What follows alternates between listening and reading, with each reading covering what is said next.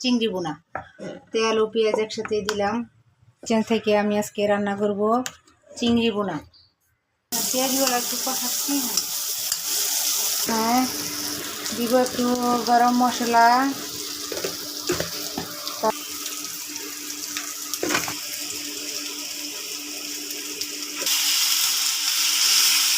হ্যাঁ, এখন পানি দিয়ে কষাচ্ছি। দু কাঁচামরিচ, জিরা একটু ভেজে রেখেছিলাম, এই চিংড়িগুলো দিয়ে দিই।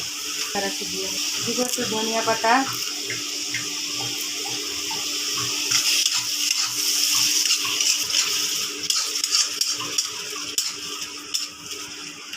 হয়ে গেল আমার চিংড়ি বোনা।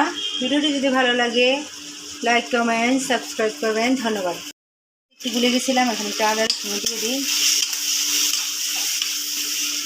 হয়ে গেল।